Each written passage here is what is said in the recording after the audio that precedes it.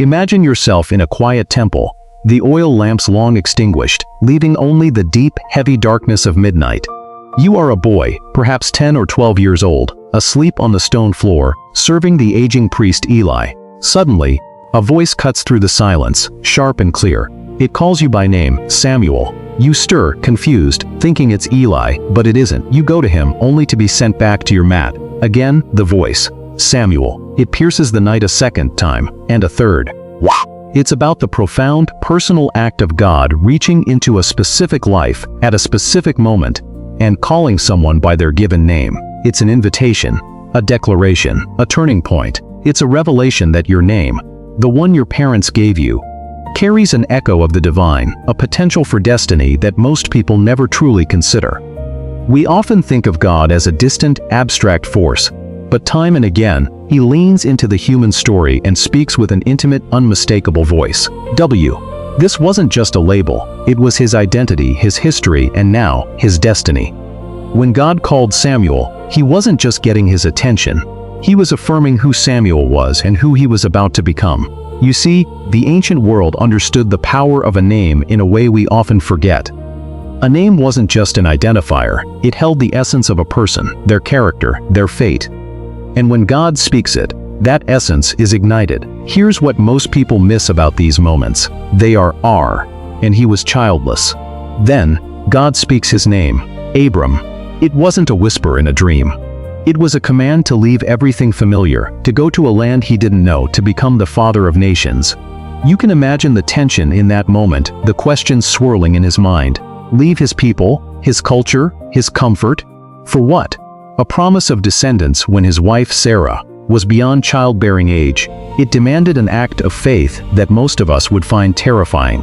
But it gets stranger. The call to Abram wasn't just a geographical relocation.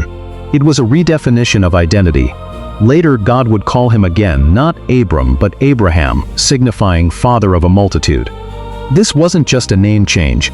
It was a prophetic declaration, a divine stamp on his future even before it unfolded. You might wonder, what would it feel like to have your entire identity, your very name, changed by God himself? It would be a moment of profound wonder, certainly, but also a deep, trembling conviction that your life was no longer your own.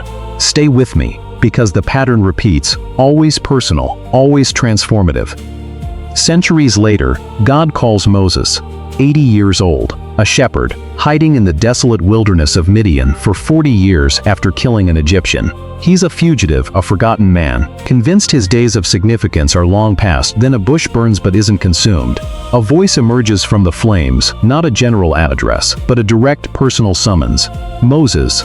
Moses, twice. The repetition isn't an accident, it signifies intensity, intimacy, urgency. You can almost feel the desert wind, smell the smoke from the bush, hear the trembling in Moses' voice as he responds, "Here I am." God reveals his name, HW, the great I Am, and then H. Moses argues, he protests, he feels utterly unqualified. He struggles to Shema, to not just hear but to listen and obey. He's not a warrior, not an orator, not a king. He is a shepherd. Yet God persists, knowing his name, knowing his fears, and knowing his potential. And this is where it gets remarkable. God's call isn't reserved for old men or forgotten leaders. Consider Mary, a young virgin, perhaps 14 or 16, living in the obscure village of Nazareth. Her life was simple, predictable, betrothed to a carpenter named Joseph. Then an angel appears. He doesn't just deliver a message, he addresses her by name. "Greetings, you who are highly favored, the Lord is with you." Mary, hearing her name spoken by a celestial messenger, is deeply troubled. It's not just the message of bearing the Messiah, it's the personal address, the divine recognition of her. It's a Kairos moment, an appointed, perfect time, not just for humanity but for Mary, personally. You can imagine the shock, the fear for her reputation, the grief for a life that would never be normal again.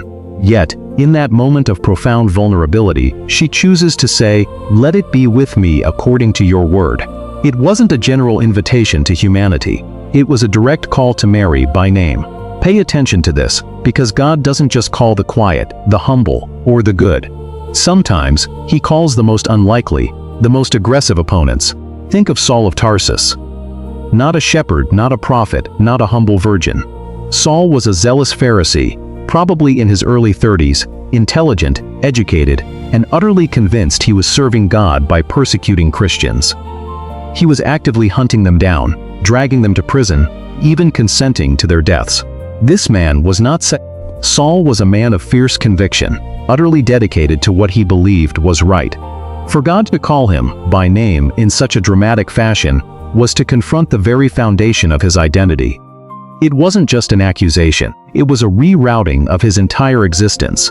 The man who intended to imprison followers of Christ would become the greatest apostle of Christ, carrying his name to the Gentiles. His very name would change from Saul to Paul, a shift that symbolized not just a new mission. Consider Simon Peter, a robust fisherman, a natural leader, yet impulsive, often speaking before thinking. He had walked with Jesus for 3 years, seen miracles, heard profound teachings. He had even declared, "You are the Christ, the Son of the living God." But then, in the darkest hour, under the pressure of arrest and trial, Peter denies Jesus not once, not twice, but 3 times. He curses, he swears, he pretends not to know his Lord. The cock crows. Peter weeps bitterly, his heart shattered by his own betrayal. After the resurrection, after the initial euphoria, there must have been a lingering shadow, a profound shame. Could he ever truly be restored? Could he ever lead others after such a public, devastating failure? They are on the shore of the Sea of Galilee, a place of new beginnings. Jesus has just fed them breakfast. He turns to Peter and calls him by his original name. "Simon, son of John, do you love me more than these?" Not Peter, the rock, but Simon, the man, the son, the one who denied. 3 times Jesus asks the question, mirroring Peter's 3 denials. 3 times, Peter affirms his love, his heart breaking open with renewed devotion. And each time, Jesus gives him a command: feed my lambs, tend my sheep, feed my sheep. This wasn't a reprimand. This wasn't a judgment. This was a profound act of restoration, a recommissioning, spoken directly to the one who had fallen furthest. The sound of his name, Simon, son of John, stripped away the titles, the aspirations, the failures, and went straight to the heart of who he was and who he could still be.